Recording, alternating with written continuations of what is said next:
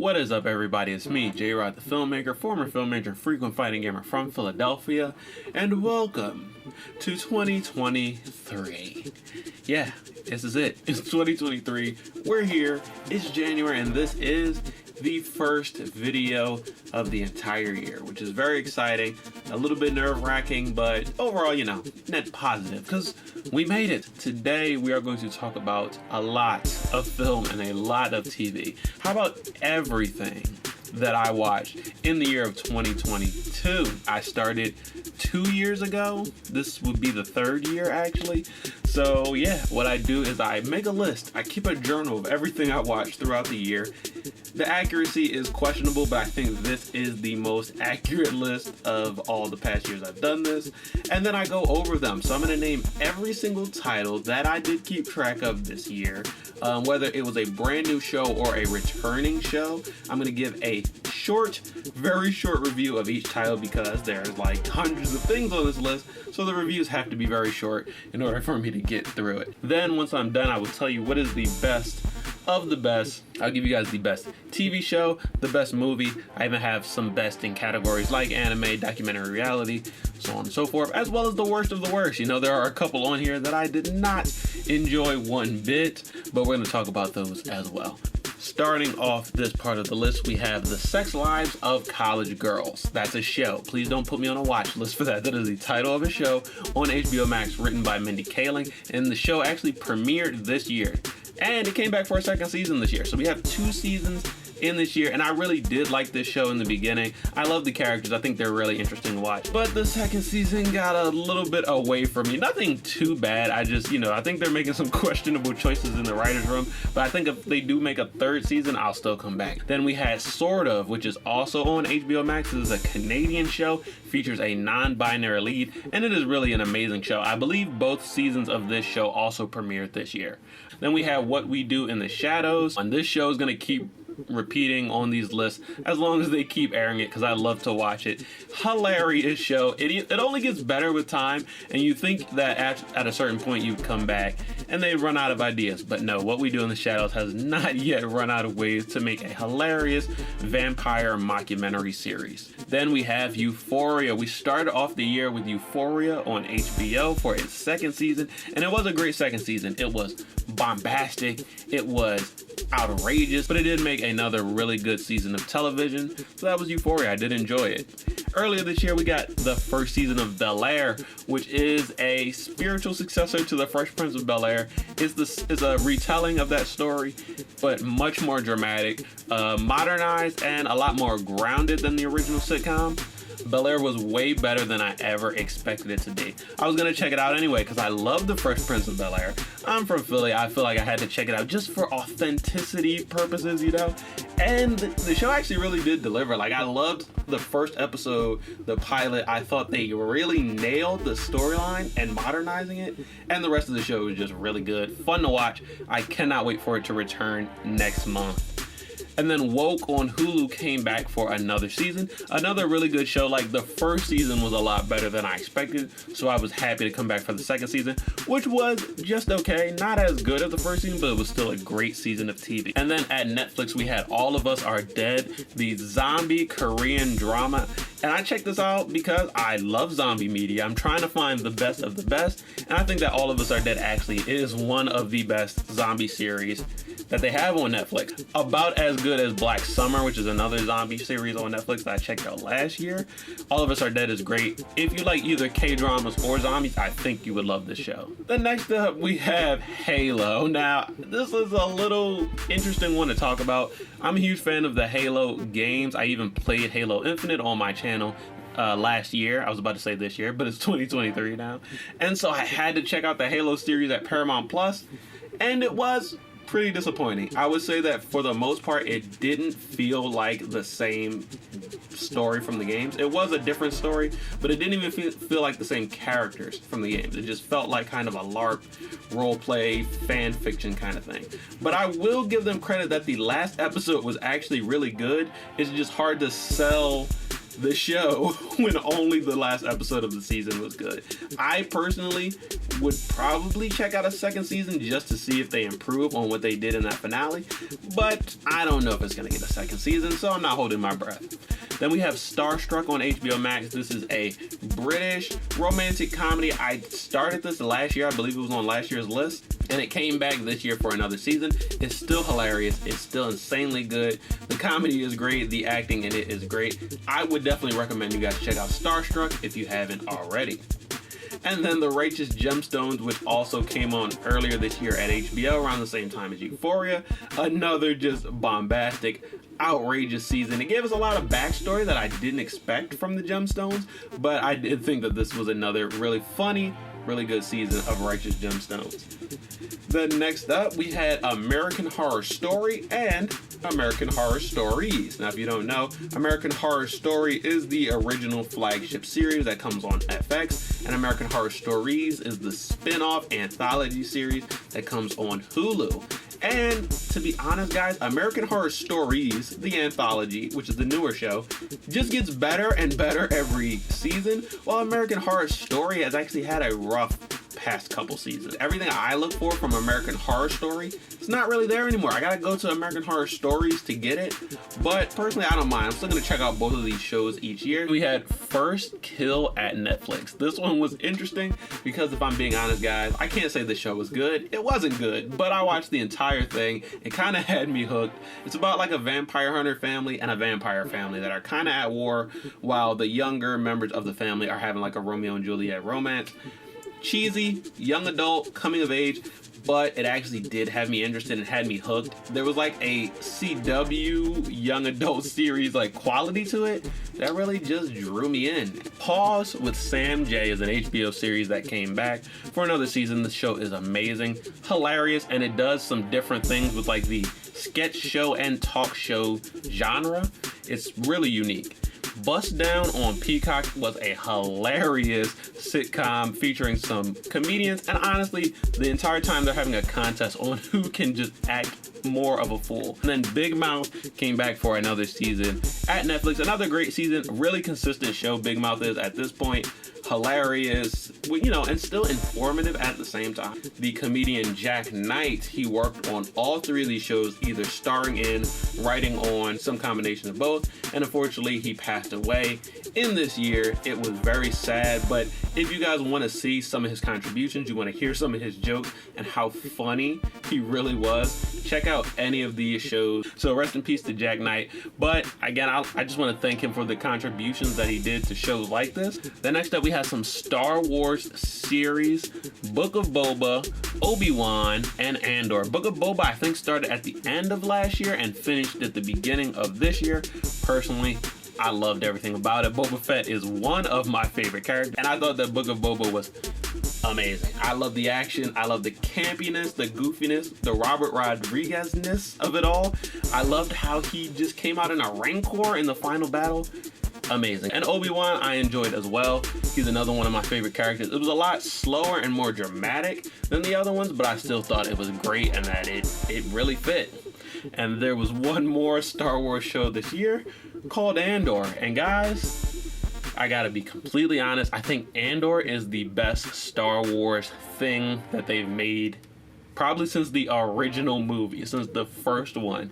Andor is so good. It's so good that honestly, I'm gonna have a hard time watching The Mandalorian and the other shows again, because I'm gonna be like, man, I would just wish I was watching Andor. If you are a fan of Star Wars, you gotta check it out. It is probably the best Star Wars show that exists right now. And that's saying a lot because The Mandalorian is really good. And like I said, I really like Book of Boba and Obi-Wan. Next up, we had Search Party on HBO Max that came back for its final season. It was an interesting season. I loved Search Party all the way through. They had to keep raising the bar until it was almost out of sight, but I thought they landed that bird pretty well. And then next up is a very special one that I didn't even know this show existed, but is actually kind of old. It's a throwback. Mortal Kombat Conquest. Did you know that Mortal Kombat had a live action show in the vein of something like Power Rangers, but Mortal Kombat a little bit darker with all your favorite characters? I didn't, and once I found that out, I had to check out the entire thing, MK Conquest on HBO Max. It was actually pretty good. Like the fighting in it was really good. The characters and development was pretty good. And for the time, the like special effects and practical effects, they all actually really held up and made a really good show. Next up is Broad City, which is technically a rewatch, but I never watched the entire show from beginning to end, so I did so this year, and it was so good. Broad City is hilarious. And That Damn Che is a sketch comedy series at HBO Max by Michael Che. Came back for a second season this year, and it is actually hilarious. If you like Michael Che's stand-up, if you like Saturday Night Live, it's right in that vein, but I think it takes it a step farther. And Flatbush Misdemeanors. Now, last year I said that Southside was the funniest show I watched on the entire list, and that was true. But I think this year it might be Flatbush Misdemeanors. This show actually started last year, but I didn't check it out until this year. First and second season I watched this year, and they were both really, really funny. I thought the characters were great. The stories were great. It was unique. It was really one of the funniest shows I watched the whole year.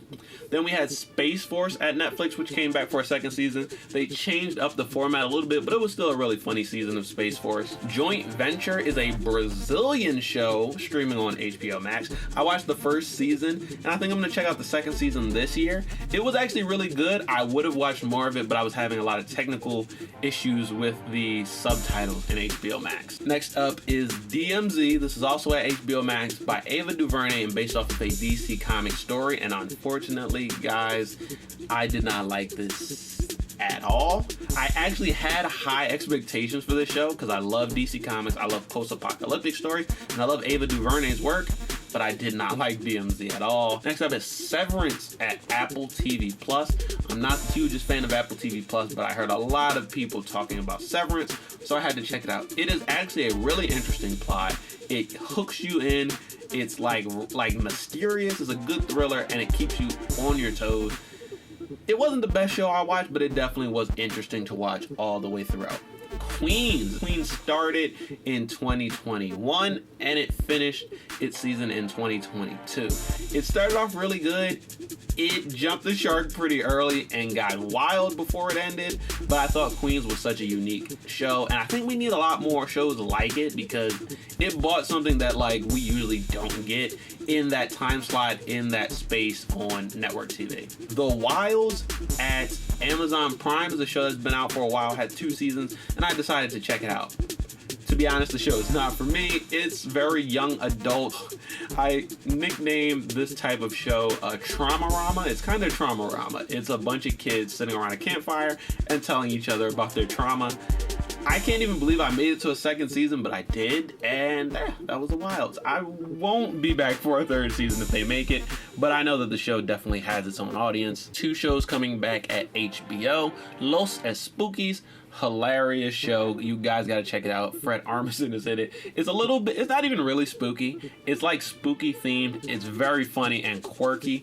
I think that a lot of people would love Los Espookies if given a chance. And Avenue 5 also came back for another season. This show is hilarious. It is chaotic. Avenue 5 is still hilarious. And I hope it gets renewed for a third season because I will keep watching it. Then we had 2 shows come back at Netflix. Blood and Water and Russian Doll. Blood and Water is just as good as usual. This is like my favorite African show on all of Netflix, which is saying a lot because they have a lot of African shows on there. But Blood and Water is like, it's mysterious, it gets dark, it's spooky, but it's also coming of age. It's also like a pretty good young adult story where it actually has enough adult storylines that you don't feel like you're being talked down to. But Blood and Water is really good, and it came back for another really good season. And Russian Doll as well. Like, I didn't think that Russian Doll could step the bar up so much, and I didn't know what they were gonna do when they came back because I thought they did the Groundhog Day theme so well, and so, you know, they gave it a beginning, middle, and end. I thought they wrapped it up well, but they came back, they added on, And they had another banger of a season. Guillermo del Toro's Cabinet of Curiosities. I watched this during Halloween. It was perfect for that time. Very spooky, creepy, and honestly, it fills the void where I think American Horror Story does not deliver as much anymore. Then we have Wednesday on Netflix, which broke records as one of the most watched shows ever. I thought it was pretty good. It was so campy and cute and comfy that I feel like that is why so many people were able to watch it. Raising Kanan came back for another season as stars, and like I said, this is my favorite Power show, and it continues to deliver. Like, to be honest, I was so tired of the original Power, I didn't think I would even care about this universe anymore, but Raising Kanan is the exception to the rule. And then we have Mythic Quest at Apple TV Plus. I started a brand new Apple TV show, and guys, this one is really good. It reminded me of BoJack Horseman in the sense that I was just in it for a funny, goofy, cute and comfy little show to put on when I was bored, and it actually delivers these really hard-hitting, dramatic storylines from time to time. There were a couple episodes like, it's called The Long Quiet Dark and Backstory. They knock it out of the park with these dramatic storylines, and they're even getting a spin-off soon that I am excited for because Mythic Quest is great. I watched 2 out of 3 seasons. Well, I actually watched the 3rd season, but there's one more episode to come in this year. So I couldn't finish the entire show last year, but I watched like 99% of it, and I think it's really good. It's Resident Alien at Sci-Fi. This is an Alan Tudyk series that is about a resident alien. He plays an alien trying to blend in, has some amazing characters, and season 1 was just okay, but season 2 really bought it. Like, season 2, they stepped up everything. They let these characters really shine. They really dug deep with the backstory and the writing, and I thought they knocked it out the park. Resident Alien is great, so check it out if you haven't already. The Flight Attendant came back for another season at HBO Max. It was great again. They keep raising the bar. It's more shocking and more scary and mysterious than ever before. Umbrella Academy also came back for another season.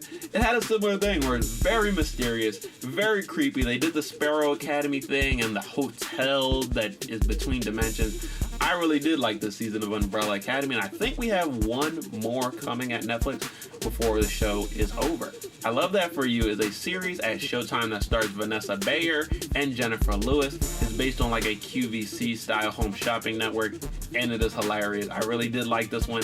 I mean, the performance alone is a great reason to watch this one. Vanessa Bayer is hilarious. Jennifer Lewis is hilarious. It's a great show overall. Irma Vep is a series that came on HBO, and I watched all of the episodes, and I still have no idea what the show is about. I personally would skip it if I were you. The Bear at Hulu was a really good series about a restaurant, cooking, chefs. It was so good. Like, the dialogue is great, the drama is great. I enjoyed The Bear, and I can't wait for it to come back for another season. Rap Shit is Issa Rae's newest scripted series at HBO Max about Shauna and Mia, 2 rappers that are coming up and starting a group together.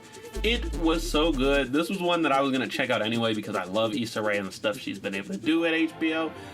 But I'm so glad that her new show is as good as it is because, you know, Insecure ended last year and it almost had this void that I needed filling, and then Rap Shit came in before that void could even get any bigger, and I'm so happy to have it.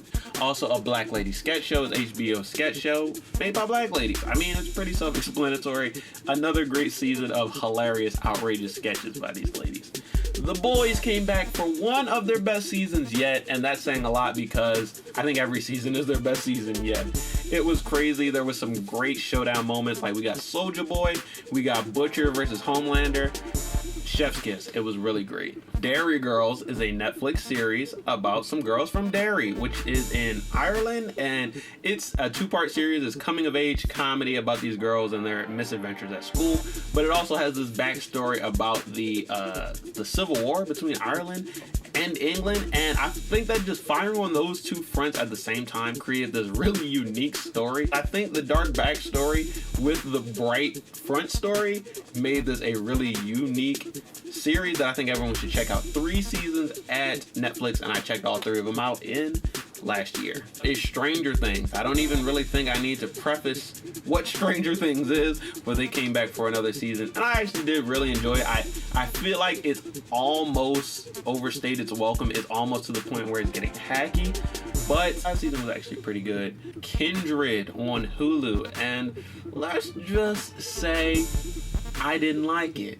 And let's just leave it at that. Then we had Fleischman is in Trouble, which is another Hulu series that I recently finished. It was actually really good. It's about like relationships, love and marriage in your 30s. It's based off of a novel and actually has some really good dialogue and character moments between all these different characters. Don't Hug Me, I'm Scared is a hilarious British series that is like a parody of children's informational cartoons. Like, it's a parody of Sesame Street and the Muppets and things like that, but it is so hilarious. I just want to watch more seasons of this. Then we have Southside, which I mentioned before, came back for a third season at HBO Max that just wrapped up. Another hilarious season. You have to watch the funniest show on HBO Max if you have not seen it already. Then there was another HBO Max series called How to Screw It All Up. This is actually a Spanish series, so I think the actual title sounds a little more Spanish, but I checked it out. It was really good. It's like coming of age again. And then we had Raising Dion, which came back on Netflix for a second season this year. Yeah, I actually really like Raising Dion just because it plays on a lot of the tropes that are like superhero stuff, like classic comic book superhero stuff. And I thought this was a good second season that continued on from the first one. So now we're gonna get into some of our categories, which is animated shows and anime. Our cartoons of the list. And yeah, let's go. I'm going to start this off with the Proud Family reboot known as Proud Family Louder and Prouder. I reviewed this show and I reacted to this show on the channel, so you can see my thoughts. Too Long Didn't Read This. The show is good. Can't wait for it to come back. Skate the Infinity was the first anime I watched this year, and it was a really good anime. It's inspiring. I love how it's about skateboarding. Freak Brothers was a series at Tubi based off of a comic strip, I believe, but it was actually really funny. It's about these brothers who travel through time. They're like Woodstock hippie era stoners, and they gotta make it in the modern day. It's actually a really funny show, and it's at Tubi, which I think this is the only Tubi series I watched on the whole list. Next up is Cuphead, which, if I recall correctly, I think came back for 2 seasons this year.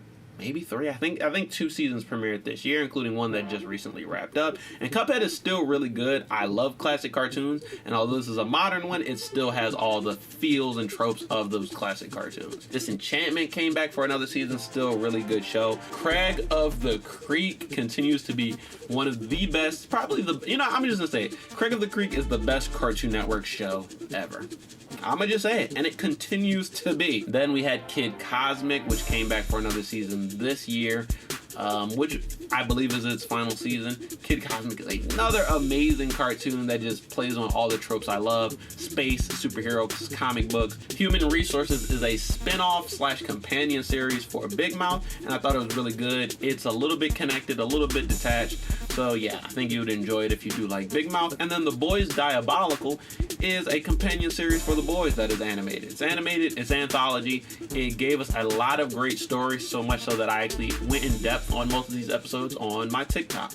But yeah, Too Long Didn't Read for that is really good. Berserk, the classic Berserk anime, I decided to check out this year, and it is really good. I have a lot of fun with classic animes, more so than the new ones. And I think almost everyone I watch is actually a good anime. Berserk is no exception. It was great. Close Enough on HBO Max. Unfortunately, we got a new season this year. It was great. I still love this show, and HBO Max, Zaslav went and pulled the entire show from the app. So it's like I can't even recommend this show because you might not have anywhere to watch it, but if you know of some other ways to watch shows like me, I would recommend you check out Close Enough because it was actually really good, by JG Quintel, who does regular show, but it's a little more adult. Still goofy and funny, but just a little more adult, and it works so well. Next up, we had Love, Death, and Robots, which came back for a 3rd season this year. Another great season, which has some callbacks, some new original stuff. I like the one where the guy was fighting with the rats and they had like guns and shit. That one was really cool.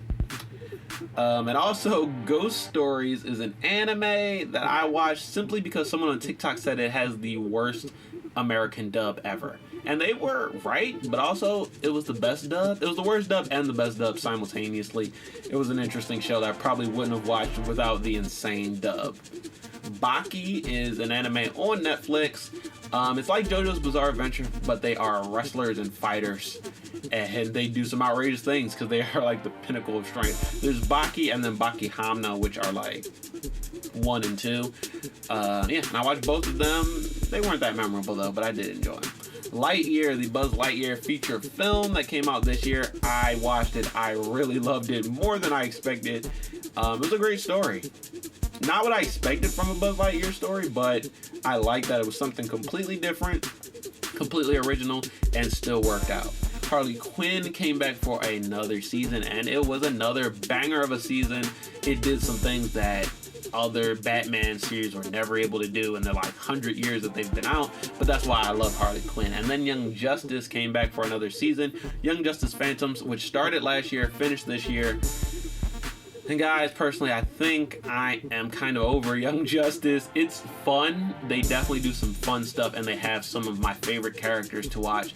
But the storylines are getting a little bit convoluted, let's just say that.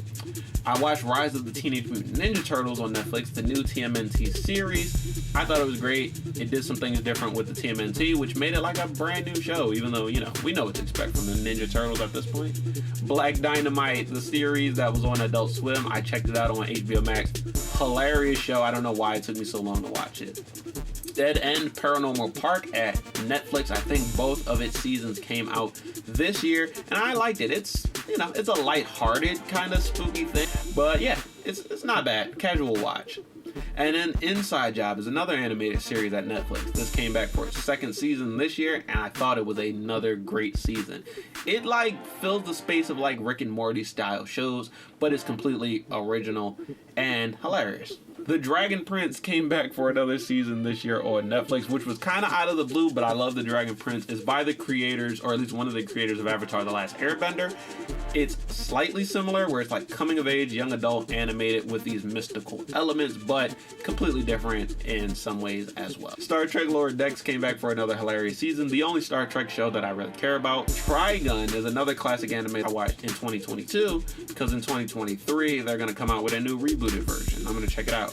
Mob Psycho 100 came back for its third season, and it was amazing. The show continues to be amazing, and the third season did not disappoint. Fairfax is an animated show at Amazon Prime that I thought was really funny. Solar Opposites came back for another hilarious season, as well as Rick and Morty came back for what I think is one of their best seasons, but I'll probably say that every new season. Then Tekken Bloodlines, which is an anime based on the Tekken franchise, premiered this year at Netflix, and it was okay. Housing Complex C is a horror anime at Adult Swim. I checked it out. It was also okay.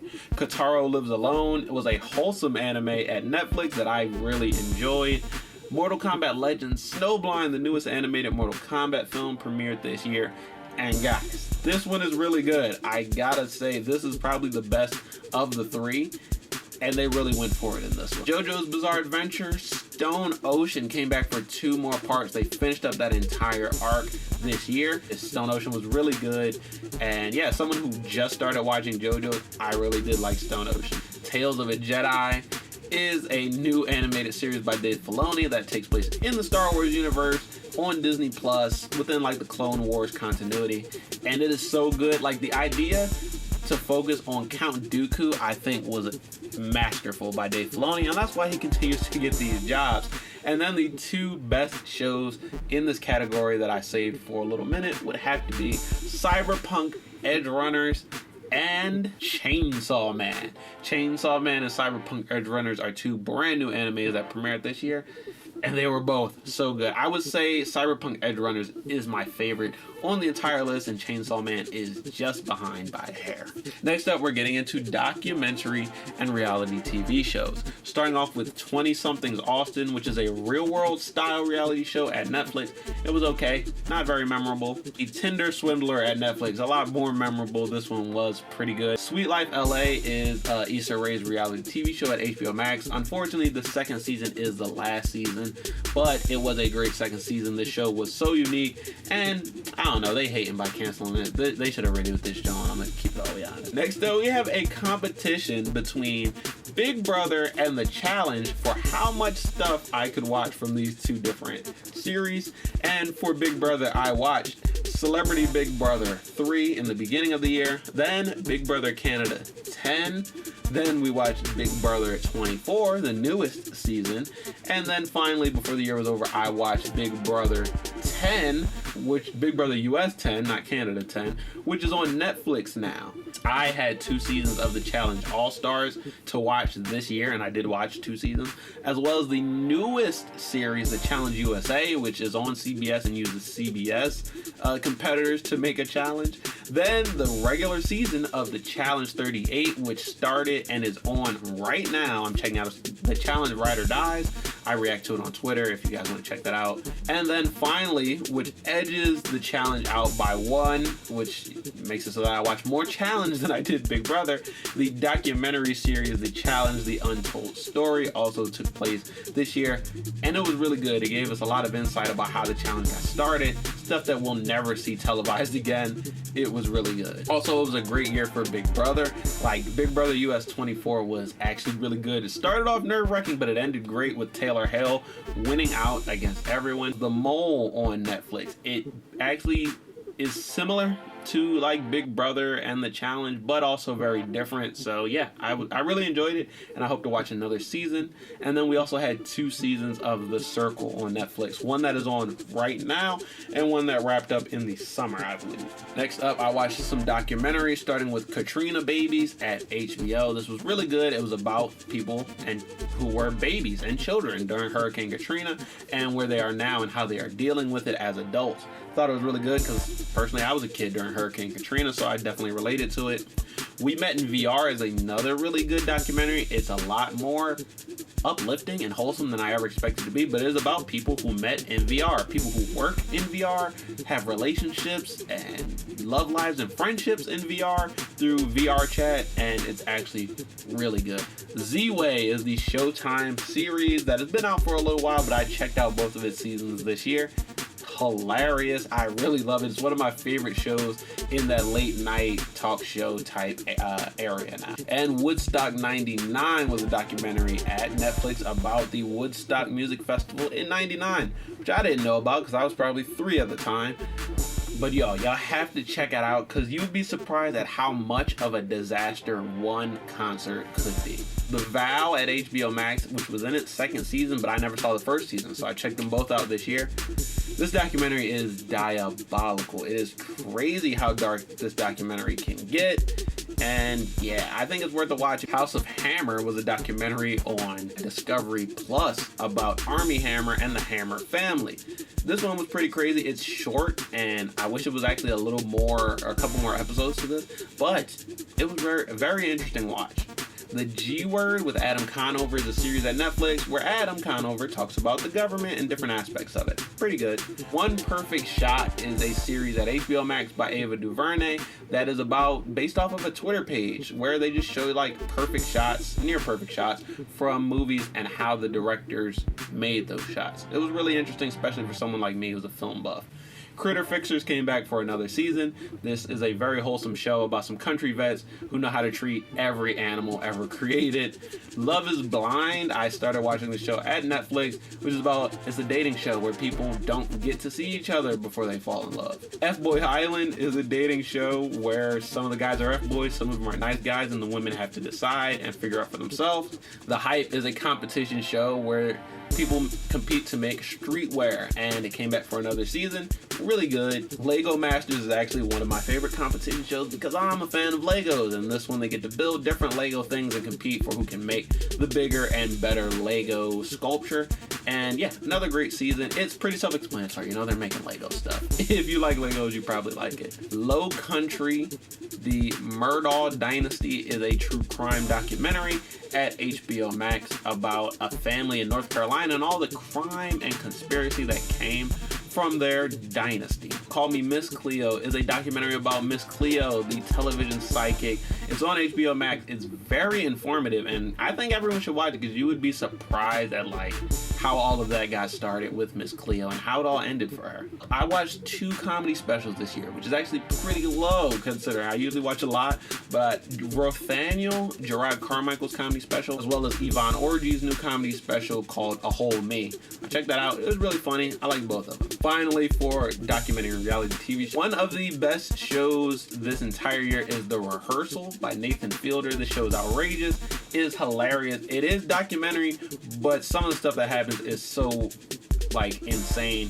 You would definitely think it was scripted. As well as my favorite featured documentary of the year is Genius, the Netflix documentary that profiles Kanye West. Now, give me a second. Hear me out. Kanye didn't make this documentary. It's just about Kanye, and it's about him in his early years. So if you're someone who's like, I don't really want to hear the crazy takes that he has on Twitter, they're not in this documentary. It's more about his young life. And if you're someone who misses the old Kanye, you're nostalgic for it, I think you'll enjoy this documentary. Personally, it's just my favorite feature documentary of the year because I learned so much from it, and I think that everyone should check it out. Give it a chance. Like I said, Kanye didn't make the documentary, so he's not pushing his slanted agenda in this documentary, but it is a look at Kanye from someone who actually cared about this person. Next up, let's get into the Marvel and DC side of the list. First off, we had Doctor Strange 2 in the Multiverse of Madness. If you want me to review, if you want to hear my review of any of these Marvel films,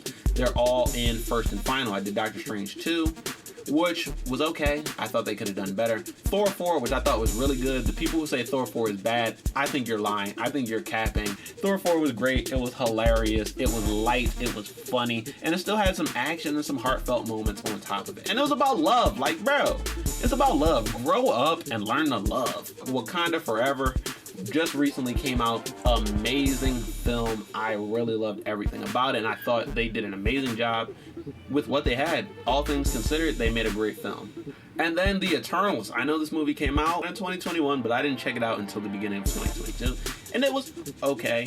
Not the most memorable film, and to be honest, I could have went without seeing it. If I had to rank them in order, it would definitely be Wakanda Forever first, then Thor 4, then Doctor Strange 2, The Eternals on the bottom. And then there was the Marvel series that we got this year, which was Moon Knight, Miss Marvel, and She-Hulk. And if I had to order those, I did like all of them, but Miss Marvel was hands down my favorite. It was so cute, lighthearted, and Miss Marvel is one of my favorite Marvel characters. And I thought they really did the character justice. Although the powers were changed up, the character was still there, and it was one of the most authentic looks at this character that we could get. I thought that they really bought it in Moon Knight. I admit they bought it with the action, the stunts, the CGI, the powers, the depictions of the afterlife, and the pantheon of the gods. And then She-Hulk, which I still really like She-Hulk. I thought it was hilarious. I thought there's never been a Marvel show that is this funny, and I loved how they just threw out these characters that, take them or leave them, these goofy characters that seem like they're made up, and they are characters that I have now grown to love just as much as the more serious ones. I thought She-Hulk was good, but I thought the other two were even better. DC had enough live action stuff this year that I could put them right next to Marvel and compare the two. Starting off with films, they had The Batman early this year and Black Adam at the end of the year. The Batman was actually really good, and that's coming from someone who is so tired of Batman films, it's insane, but it renewed my love for the character. And yeah, if they make more in this continuity, I wouldn't mind at all, because I think that Matt Reeves knows exactly how to make this character. Black Adam was actually better than I expected it to be, and I thought it was going to be this just really self-absorbed rock vanity project featuring DC characters, but to be completely honest, all of the other DC characters in this are doing insanely great jobs. Dr. Fate, Hawkman, Cyclone, and my personal favorite character in this is Atom Smasher. I thought they did it great with his CGI. Every time he would grow huge and then just do stuff, performance, I thought it looked amazing. The CGI on that was so good. The Rock was okay in it, but to be honest, I feel like you could have taken him out and put any other actor in that suit and got a similar movie. And DC had its live action series this year as well, starting off with Peacemaker, which is the best DC TV show ever. I think I'll have to say it. It's another one where I did not care for the character. I didn't know why James Gunn wanted this character to get its own series, but now that I have seen it, I know exactly why, because this This character can speak to a lot of situations that are unique, perfect timing for the series, but the show itself delivered on multiple fronts. Then we had some other series. We had Stargirl, and I'm not referring to the newest season of Stargirl, which just finished, but the season before, because I only watch it once it starts streaming on HBO Max. So I think it's season 2, and then season 3 is the next one to come. Season 2 was okay, not as good as season 1. Naomi premiered on the CW. I thought it was really good, really unique, but unfortunately they didn't agree because they canceled it. And Titans came back. I checked out season 3 and 4 of Titans, despite the fact that I said I wasn't going to. And originally I just did it to do another video about why I hate Titans. But to be honest, I still hate Titans.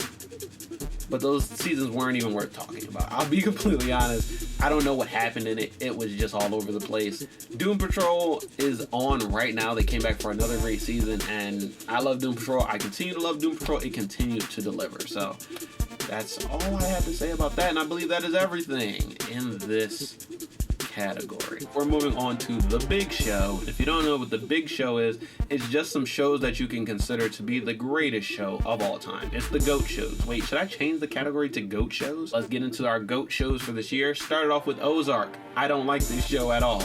I didn't like it at all. I watched the whole thing, and I did not like it. Can't relate to any of the characters. When it was over, I said, thank God it's finally over. Snowfall. I like this show a lot more. I did enjoy Snowfall from beginning to end. Of course, it has some seasons that were better than others, but it's a really great watch, and it keeps you engaged. The acting and writing in it is just really good. Top Boy came back for another season this year, season 2 of Top Boy on Netflix, and I had to put it in this category because Top Boy was my favorite series of 2019. And season 2, bro, really delivered. Like, Top Boy is so consistent. I cannot wait for another season, regardless of if that takes a year or two. The Nick is a series that was on Cinemax, came to HBO Max, and I decided to check it out. It's actually a hospital medical drama about, like, the first hospital ever, the Knickerbocker, and it was actually really good. Industry is an HBO series about, like, they're like traders. I'm not even gonna get into the technicals of what the show is about because honestly I don't know, but the writing, the acting, the characters in it is really good. They came back for another season. Breaking Bad. Y'all know of this show? Y'all ever heard of this thing? Breaking Bad is a show that people have been asking me to watch for years, probably since it came out, and my answer was no. It was always no. I don't care about the show. I don't want to care about the show. I watched the pilot because everyone swears it's the greatest show with the greatest pilot, and you gotta study it. And the pilot is good. The entire first season is good. The show itself is good. But to be honest, I think a lot of shows I watched in this category in the past years were better. Even some of the shows I watched this year were better. I prefer Top Boy over Breaking Bad. I prefer Sopranos and The Wire over Breaking Bad. But that doesn't mean it was bad. It just isn't my personal favorite. Reservation Dogs came back for another season. I had to put it on here because it was my favorite show of last year.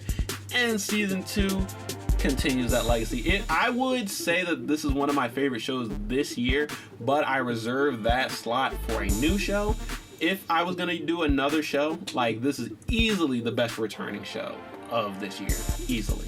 And then Mo is a brand new show on Netflix featuring Mohamed Amir, who you guys probably, if you've been watching any of this stuff I've been watching, you're going to be a little more familiar with Mo Amir. He's from Mo, Rami, and he was also in Black Adam. He is a hilarious actor. He's great in it. Then there was also Rami that came back for its 3rd season, I believe. And you know how I feel about Rami. I made a whole video about it. This was another amazing season. You know, if you want another example of Mohamed Amir being hilarious, he's also in Rami. Next up, Hacks came back for its 2nd season on HBO Max. Another hilarious season. This is one of the best comedy shows. This is one of the best HBO Max originals, one of the funniest shows on the entire app. Our Flag Means Death premiered this year, and boy, this is now one of the newest great HBO Max originals. Like, I think this is the best HBO Max original this year. Our Flag Means Death was so good, so funny, so comfy, cozy for a pirate thing. Like, I didn't know a pirate thing could be so wonderful, and Our Flag Means Death proved that it could be. Atlanta came back for its final 2 seasons, season 3 and season 4, and bro, these are 2 amazing seasons of Atlanta. Like, some of the best episodes were in these 2 seasons. it ended off on a high note for sure. Just as like fiery and amazing as it came into the gate with season 1 and 2, it went out in season 3 and 4 with that same amazing quality. Atlanta is like, it's up there. It's one of the goatiest of the GOAT shows for sure. And then I watched Black Mirror this year. I had seen a couple episodes here and there, but I wanted to watch it from beginning to end straight through, and I did. And it's Black Mirror. Come on, it's really good. The White Lotus, which recently finished up its 2nd season, it came back. It's still insane to watch. It's still an amazing show to watch. Like, it grips you and it doesn't let go until it's over. And yeah, White Lotus had another banger season. Barry on HBO. I'll say this every time I talk about Barry, and I'll get close to the camera so you know that I'm not playing. If you have HBO or HBO Max and you haven't seen Barry, you're tripping. What are you doing? It's one of the best shows ever, and I could say that about every individual season. Ronnie Lily, which was in the 2nd season, I believe, is one of the best episodes of TV ever. And I think that from a perspective of directing and writing. Bill Hader is amazing in this. The stories they come up with are amazing. We had Random Acts of Flyness, which is an HBO show that came out a couple years ago and is finally back for its 2nd season. But what a great 2nd season it was. This show is a little more experimental, a little more hard to describe because it's very conceptual, but it is an amazing show that does like some sketches, some original short vignettes, as well as a nice narrative that goes through the entire season. Random Acts of Flyness is great. It's amazing. And then I also would have put Andor in this list because, like I said, it's one of the greatest shows I watched this year. Now let's get into the final category of movies. So starting off with Drive My Car, which I watched for the Oscars. It was nominated for Best Picture and Best Foreign Film in 2022, so I checked it out in 2022. Drive My Car is an amazing film. It is so good. It's a multilingual film, so it takes place in Japan, but there are some characters that speak Tagalog, there's some characters that speak Korean, there's some characters that speak Korean Sign Language. Either way, throw the subtitles on, and once you get into the story and you understand these characters, it won't matter what language they're speaking at the time because you really feel immersed and you feel like you are part of the story. I personally would have given this film Best Picture at the last Oscars. It lost to Coda, but I believe it did win Best Foreign Film. Then there was Licorice Pizza, which is like the opposite end of the spectrum for me, where I hated this film. I was angry that I watched the entire thing, and I have no idea why they nominated for Best Picture because I wouldn't even... Wow, I was going to say something so mean about it, but I'm going to just leave it at that. I don't know why they nominated it for Best Picture. Then there was Kimmy, an HBO Max original film starring Zoe Kravitz that I checked out because I was on a plane, and I was like, oh, I hadn't seen this movie, so let's check it out. It was okay. It's actually a really short film and not the most memorable, but it was interesting while I was watching it.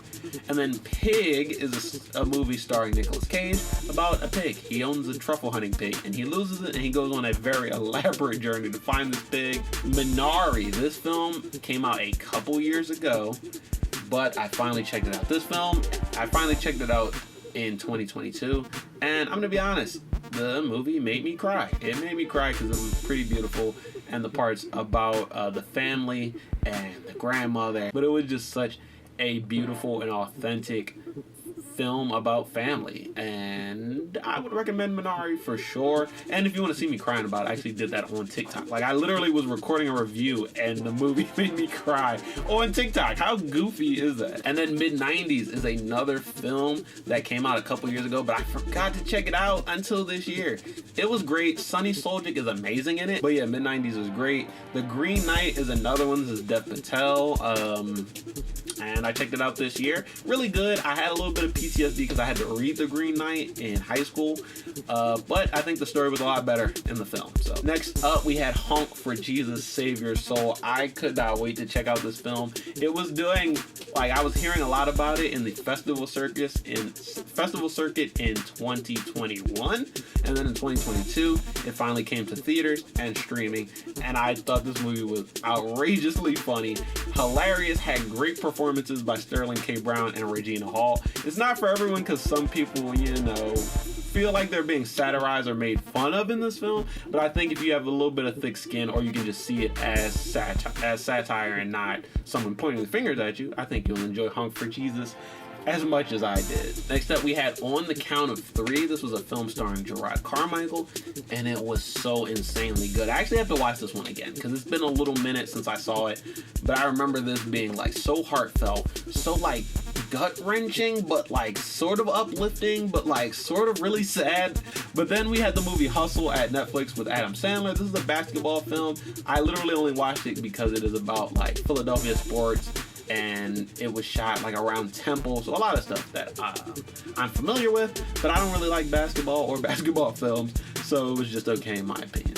The Woman King, starring Viola Davis and Lashana Lynch, was actually amazing. This film is probably the greatest action film. That's saying a lot, but I think this is the best action film I watched this year. It's so good, and the performances in it are so good that like you forget that you know these actors and actresses and like you've seen them and stuff, because the depiction feels real. It honestly feels like they lost themselves and found these characters, and I thought they all did great jobs. Lamb is another A24 film that is about a bipedal lamb abomination. That's what I like to call it. It's about an upright walking lamb. It's actually a horror film, but it can be kind of cute and cozy at times. Lamb was way better than it had any right to be, and I enjoyed it. Enter Galactic is an animated feature film by Kid Cudi at Netflix, and this one is actually really good. It's a romantic animated comedy, which I think is rare, but they knocked it out of the park with the animation, with the writing, with the performance. This one's so good. And it also serves as a visual album, so you get to hear a lot of Kid Cudi songs. Turning Red came out on Disney Plus earlier this year, and this is another one I reviewed in it for a minute, but Turning Red was actually really, really good. It's unique. It did some great stuff with the mythos. The animation was great. The action in it was great. Turning Red was actually a highlight of the year. The French Dispatch, the newest Wes Anderson movie, was also a highlight of the year. Had 3 short films brought together in one large feature film, and I really liked it. I'm a huge fan of Wes Anderson, so I expected to like it, but hey, he even put some black people in this, so bonus points. They/Them was a slasher film at the Peacock, and I thought it was terrible, but hey, I watched it. X and Pearl are new horror films from A24 starring Mia Goth. They're in like a related, interconnected world, and they were okay. I'm not a huge horror film person, but another horror film at A24 this year that I thought was underrated is Bodies, Bodies, Bodies. All the controversy about this, and I didn't really hear people talking about, is the film good? And then I watched, it was like, wait, the film is good. Like, it has the horror mystery, but it's also really funny, and it doesn't give up either of those things.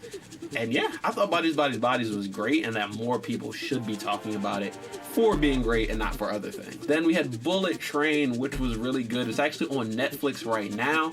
Check out Bullet Train. Hilarious, great action, really out there. Wendell and Wild is a new stop-motion film on Netflix. It stars Key and Peele. It's by Henry Selick. And yeah, I think that's all you need to enjoy it. It has a black lead. It stars Angela Bassett. Okay, now I think you have everything you need to check out this movie because it's great. It's as great as it sounded in that short description. Then Don't Worry Darling is a film that caused a lot of controversy during its press run, but it's on HBO Max, and I thought it was okay. After watching The Black Mirror, I didn't think it was the most original story, but it was actually well executed, I think, and well acted. I think the cast, though, was kind of overinflated. Like, there were so many huge names in the cast, and most of them didn't really do much. The Banshees of Inisherin, I think it's definitely going to be a contender for Best Picture next year, and I thought it was actually really good, despite the fact that it's like an insane premise. Let's just say it's about 2 guys that are best friends, and one of them decides he doesn't want to be friends with the other guy anymore.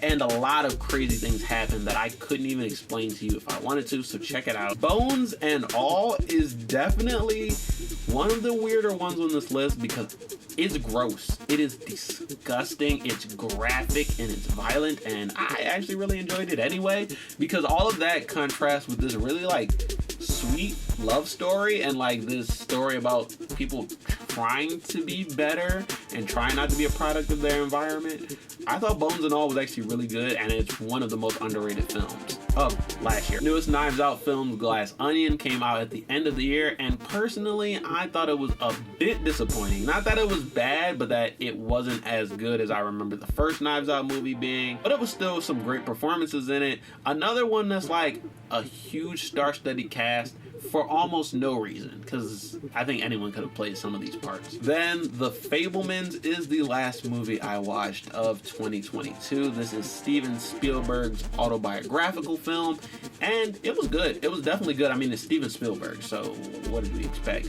It's not the best film I saw this year. I can say that confidently, but I think it will get attention as if it's the best movie that was made this year, because it's Steven Spielberg and because it's a movie about making movies. I think that the Academy loves stuff like that. And my second favorite movie of the year is Jordan Peele's Nope.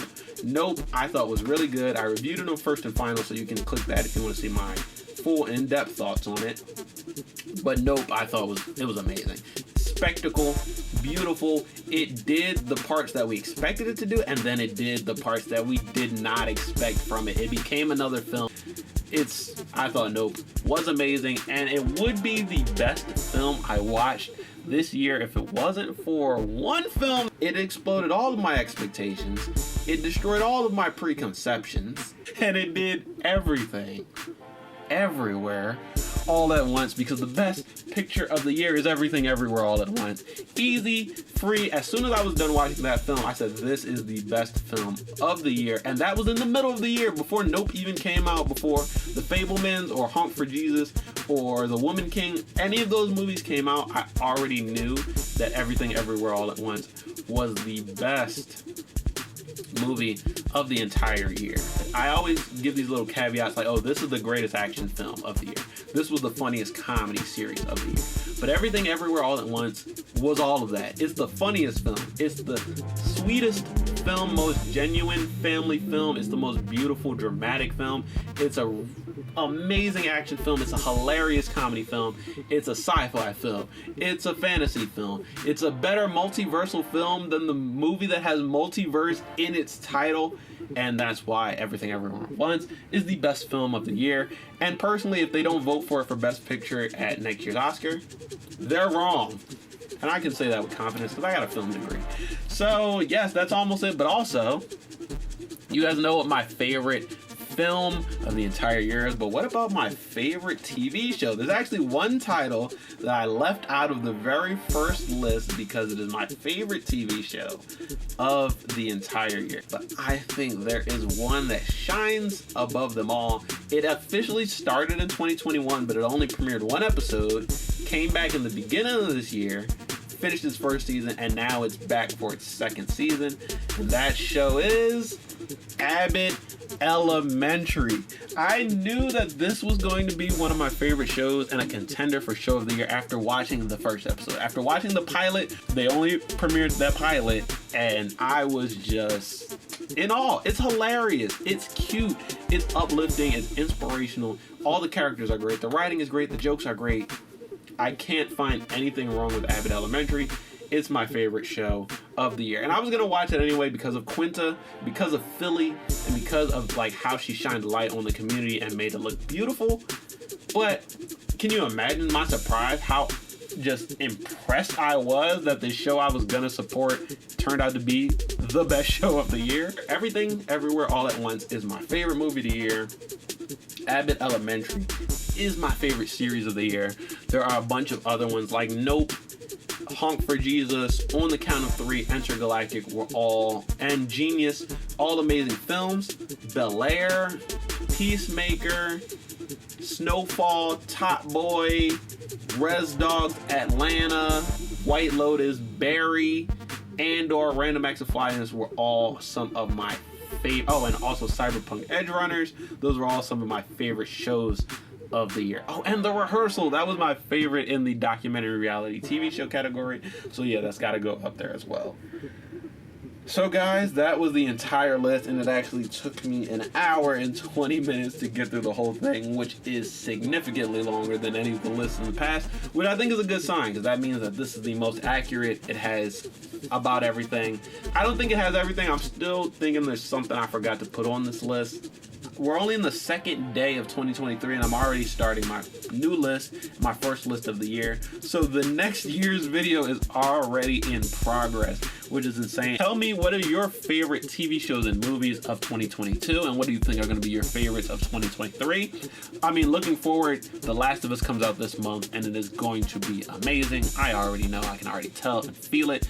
Spider-Man Across the Spider-Verse is going to drop this year, and it is going to be amazing. So I already know that this year has a lot in store. I just cannot wait to see what is going to be the best of the best and the worst of the worst. So yeah, guys, that is going to be it for this one. Tell me how you feel. Tell me what your favorite TV shows and movies were of last year. Tell me if you feel me, and I'll see you guys next time in another new video. Peace out. Dude, let's get into it. Alright, here we go. That was sick, actually. It's the little pre-trailer shot, but something as simple as seeing a human just get out of a transformer smoothly. Yes.